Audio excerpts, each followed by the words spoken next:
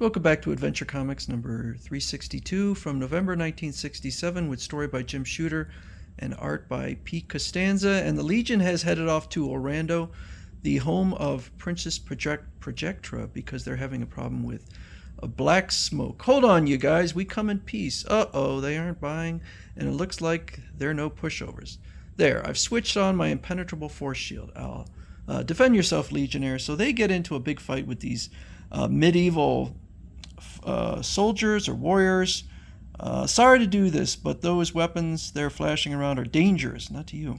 I'll just calm them down. We can explain the misunderstanding. Men, it is I, your princess. Take us to the palace. So they do. They go to the palace for her father. I have returned in your hour of need, father, with powerful nobles of other worlds at my side to eliminate the threat to our kingdom. Nobles, huh? I guess it would have hurt her highness' image to admit she was in the company of peasants. What a snob. They will solve our problems, daughter. They are each gifted with strange powers, sire, even as I am. I'm sure they'll be glad to show you. So Superboy shows his strength, and Bouncing Boy does his things. Same with Triplet Kid Girl and Cosmic Boy. And whatever reason they attack Brainiac, and his force shield is indestructible. Devils of Dantar, this maid, what power has she? She is lightless, my lord, and she's not a maid. Well, I guess she's a maiden. She can make solid marble light enough to float on air, and he is Karate Kid, who can fell the tallest tree with his blows as he does that pillar. Amazing, and they have come here to solve our problem. I believe they can. Let it be done, then. I will have quarters prepared for them. They will stay in the palace while they rid Orlando of the black cloud. The audience has ended. Bow, kid. Black clouds? Was he trying to say you have smog here on Orlando, princess? Yes, but we have no industry to cause it. Let's take a first-hand look with our flight rings. So I guess they don't need any rest. They just head right out, looking at the smog. Orlando is a backward world. It's her own planet, with no factories or cars to make smoke. But still it blackens our cities, brings death, and worse, blots out the stars. The stars? Yeah. We of Orlando believe the stars foretell fate, and when huge black clouds blot them out for days at a time, it is a black omen. Look over the city of Palak Ramos. The smog is moving in. Let's go. So they head down there. But their powers can't do much except for Superboy, who can spin around. Superboy spinning at super speed. Look, Superboy created a whirlwind to carry away the smog. Yes, but the smog is all over Orlando. This can only help temporary. You're right, princess. To lick this problem permanently, we'll have to trace it to its source. I'll take some samples back for analysis. Well, you do have Superboy with you. I don't think it would take him long. Her Royal Highness has returned. You left Orlando, princess, against the will of the stars. Now the fates send their black clouds of revenge down upon us. This is your fault. You were responsible. You've doomed us all. Princess, do you want us to? No, I want to handle this. The people of Orlando are kind of jerks. So she makes this big symbol. She projects the sign of the Spirit King, the most fearsome of symbols we must obey, lest it bring us great harm. So they're all scared off. And Princess Projectra takes Brainiac to and gives him a lab. When she goes back to her room, who? Oh, Karate Kid, what can I do for you? Since you have no computers on Orlando to feed data directly into the autolog, I have to do it manually. I thought you might give me some info on this planet. Because Orlando never had small countries to compete against each other, scientific advancement stagnated. We live as Earth people did in the 12th century. Until I joined the Legion, our only contact with other worlds was through occasional spaceship stops. Now, of course, my father has a special Legion communicator. However, in the absence of science, our people have mastered the arts. Hardly one of our beautiful buildings is not adorned with masterpieces equal to Da Vinci's or Michelangelo's. I see. How about odd customs and traditions? Jerk.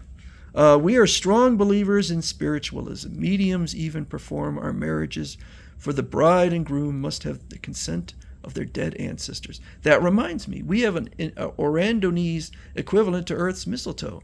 When a girl of Orlando wishes to be kissed, she stands under the spirit sign of love. All the signs look exactly the same. They look like the Spirit King. That life, love, and death all look the same. And he kisses her. I'm sorry, Princess. I shouldn't have done that. It's just that the way you faced that jeering mob today so calmly and bravely, you reminded me of someone else a long time ago. I have enough information. I'll go tape it into the log. So, turns out that Brainiac has come up with a solution. Superboy's concentrated X-rays, complemented by Cosmic Boy's magnetism, will activate the nuclei of the mineral. Then Karate Kid's blow with the neutral glove I made him will act as an ultra-cyclotronic accelerator. Oh, of course. Causing nuclear fusion resulting in the new element I want. Brainy boy, you should have an interpreter to translate for us. Another minute and you can let her rip, kid. Where did they get the materials for the equipment? Parts from the space cruiser. The stuff was assembled by Superboy at Brainiac 5's direction. Watch Karate Kid's about to go with a super karate blow. With crushing impact, the neutral glove meets its target. Look at the X-ray screen, it worked. The atoms are fusing, we've succeeded. Great, now we can get out of these heavy anti-radiation suits. Stand back, kid. I'll use this gripper to insert the sample into the tracer. Tracer? It's a gizmo he cooked up to find the source of the smog. I don't know. It feels like it wouldn't be that hard to find. I don't know that they have to go to all this effort, but they do use it, as well as the Orandonian Sky Chariot. And they fly off. Strange. According to the tracer, this is the spot, but all I see are peaceful farms below us. But what about above? Yeah, the smoke coming from above? Do tell.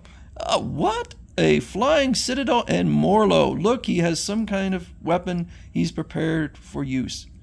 For us. He's firing attack. Morlo destroyed our chariot with that chemical blaster of his. Good thing we weren't on it.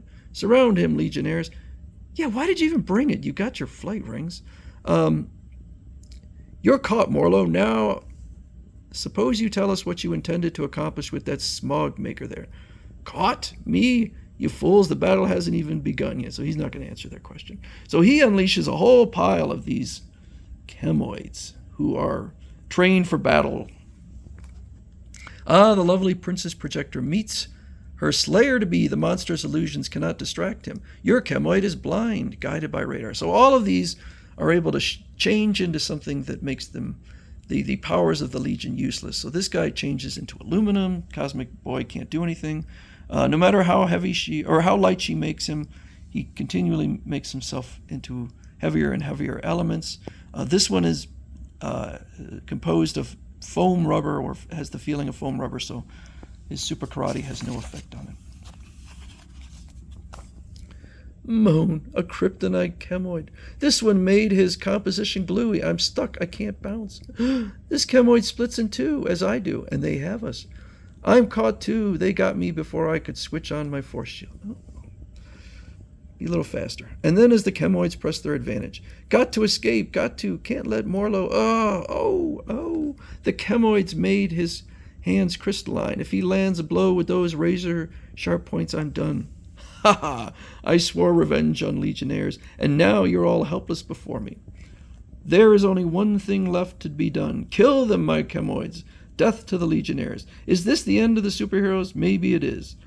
The end of the story? Nope. The conclusion of this epic battle will be found in the next issue of Adventure. They had him. They caught him, and they just let him go, despite the fact he is clearly unhinged. But anyway, we'll find out in the next issue if they can survive the Chemoids.